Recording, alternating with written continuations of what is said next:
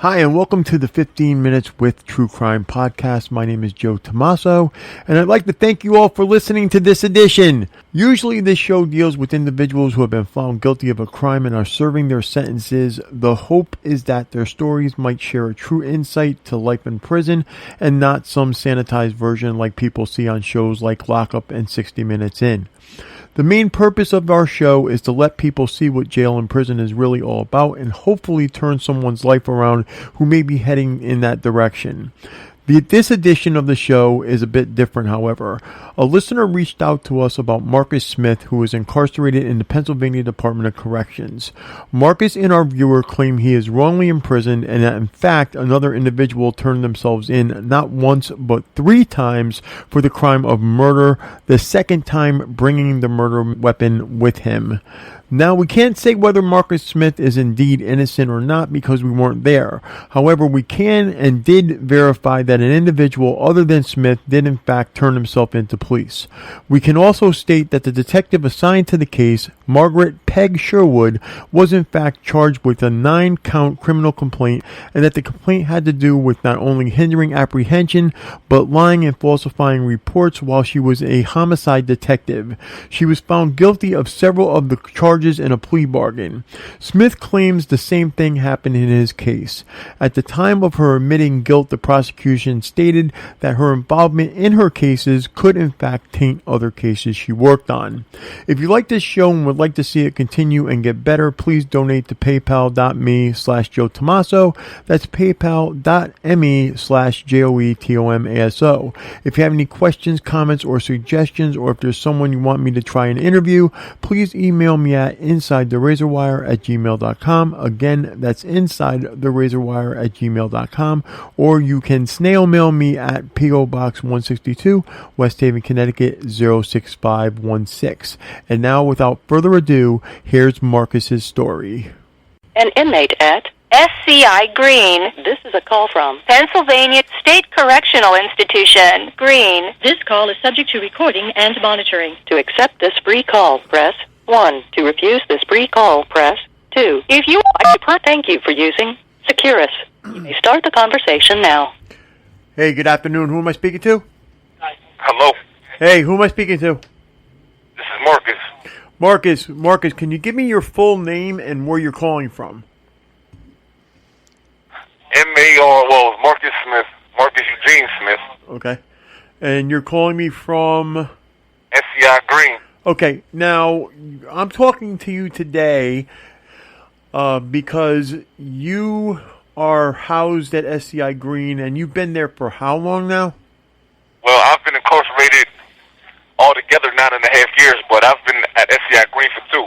Okay, so you've been at SCI Green for 2. You've been incarcerated in the Pennsylvania Department of Corrections for 9.5 years, you said? Yes. Okay, and you're proclaiming innocence in your case. As a matter of fact, you told me you have someone that actually came to the police and told the police that they actually committed your crime, correct? Yes. Okay, can you tell me a little bit about that, please? So, February 12, 2011, my best friend was killed. My best friend Dane Smith was killed. That night, somebody went and turned herself in. Detective Sherwood, she was the primary cop on the case. She let him go. She said she didn't believe him, let him go. Now, what department was that? This is Pittsburgh Homicide. Okay. So she let him go the first night. The next night, he turns himself back in with the murder weapon.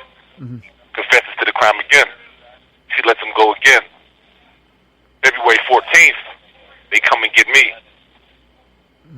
When they come and get me, they said basically that I had committed the crime and they was charging me with it.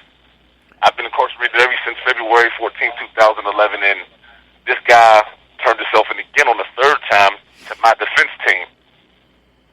He turned himself in. He told him how he did it, why he did it, the route he took, the escape route, the DNA from the scene matches him.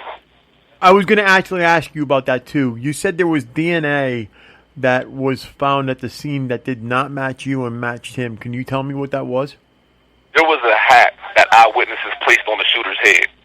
And I guess on the escape route, when he was leaving from the middle of the street or wherever, there was a hat left in the woods.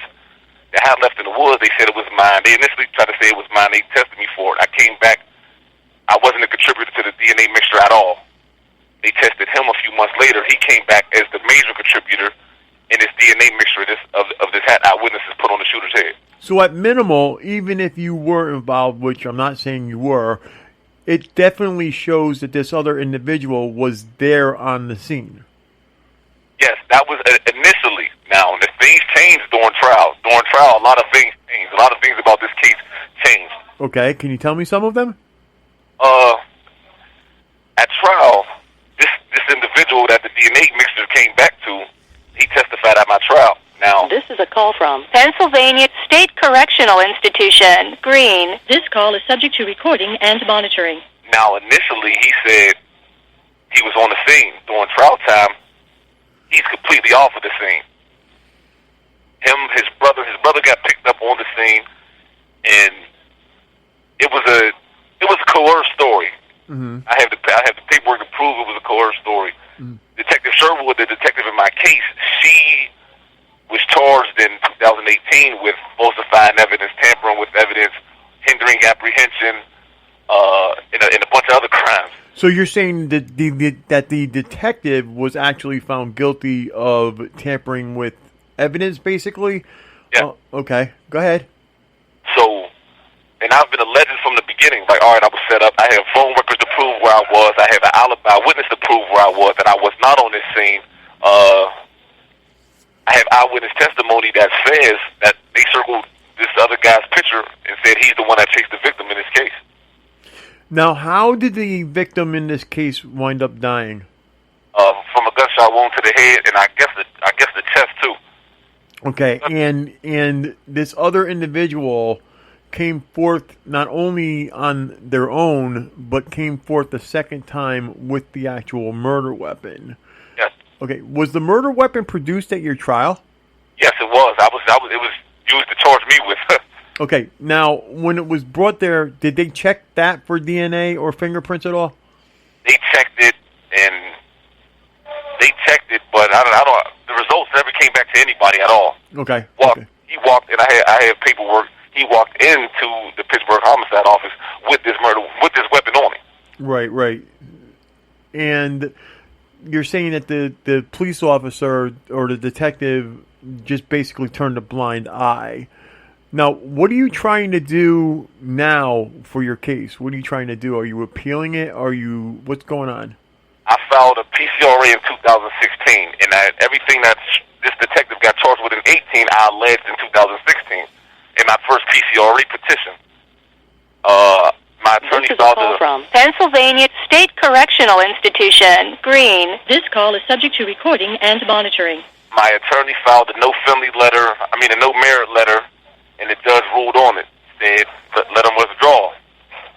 I filed another PCRA in 2018 after I found out that the Detective Sherwood was charged. I filed another one. Mm-hmm. My lawyer just recently, for this petition, she recently filed a no merit letter.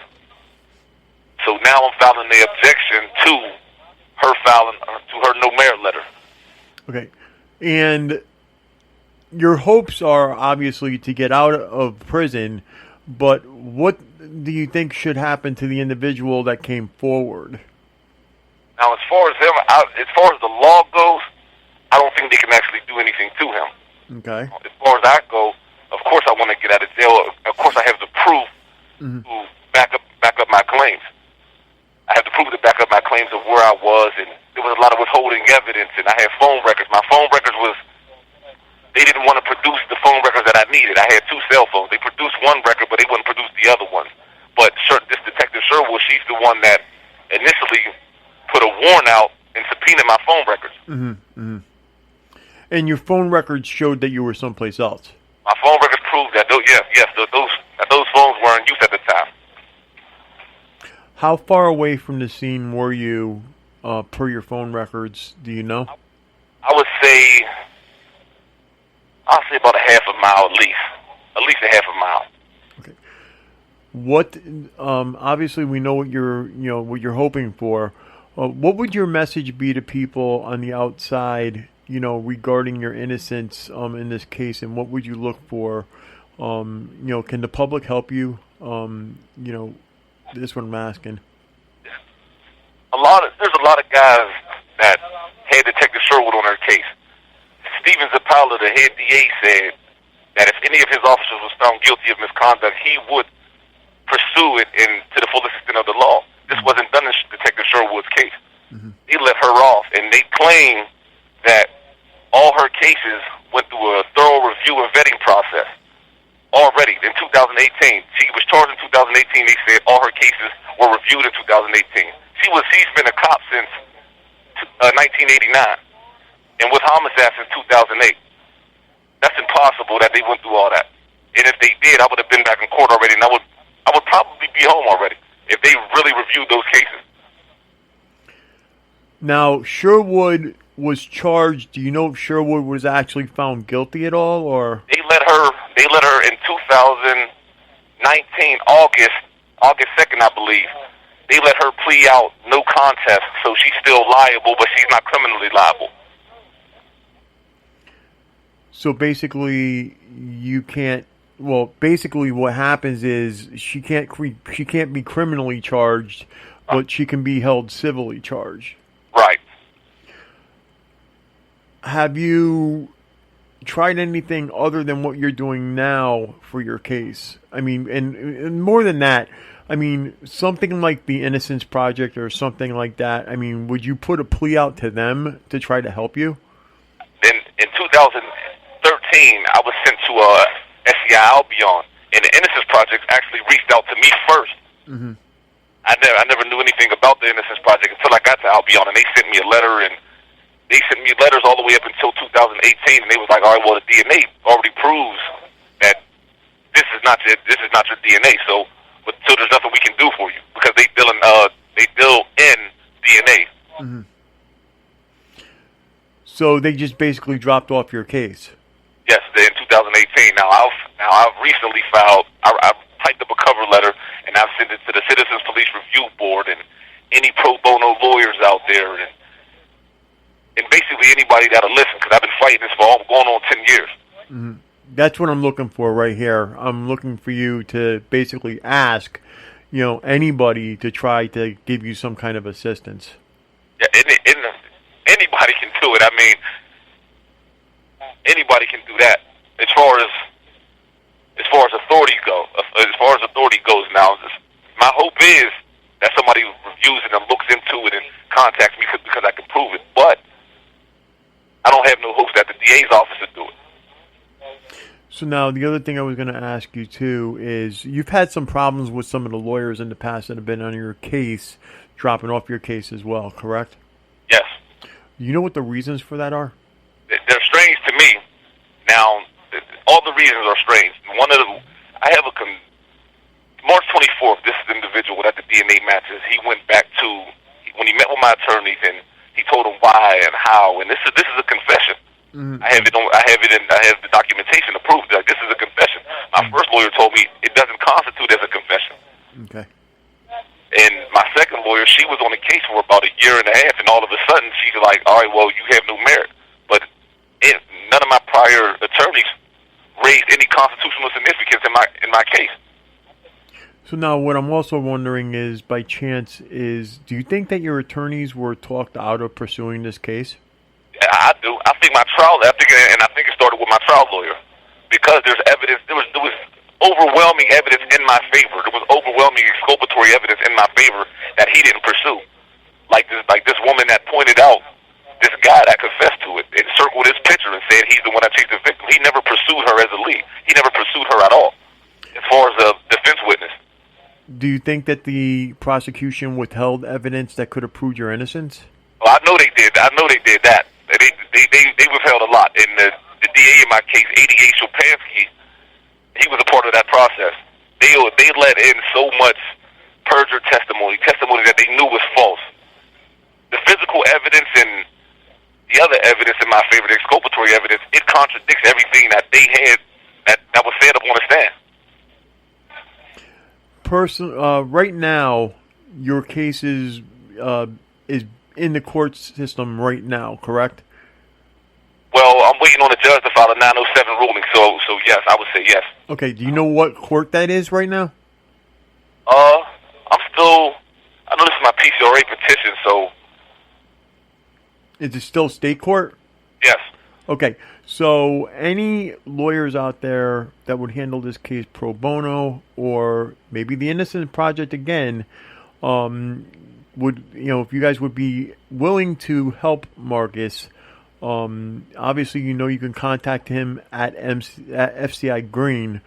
And I don't know if there's anything else you want to tell them, Marcus. We're kind of short on time right now. I know, last thing I'll say is, my case sounds weird, and I get it all the time. I've been getting help from guys that got 40 and 50 years in, and nobody has ever seen a case like this. The last thing I would say is, I can prove it. It's not just me saying it and me claiming it. I can prove it. I can prove everything that I'm saying. So you actually have evidence, and it sounds like there's evidence there with the hat. And so, when somebody walks in there with a weapon and says, "I used this to kill somebody," I would think that they would arrest that person, and I don't understand why they didn't. Sherwood's story was, I told this individual to turn himself in for me. You have 1 minute left. To turn himself in for me because I wanted to see my child being born, and he did so because he was slow. Neither one of those things are true, and I can prove that also. So, Detective Sherwood saying that you basically compelled somebody to come in there and turn themselves in, it still doesn't match the fact that there was a hat with his DNA on it. It still doesn't, that's what doesn't, make sense. Right. Well, I want to tell you, I appreciate you coming on the show. I'm going to put this together and get it out there, and hopefully we can get you some help. All right, I appreciate it. I appreciate it a lot. Okay, thank you very much. All right. So what you guys think? I think there's some questions raised. Thanks for listening to this edition of 15 Minutes With. I hope to see you guys soon. Until then, stay safe, stay healthy.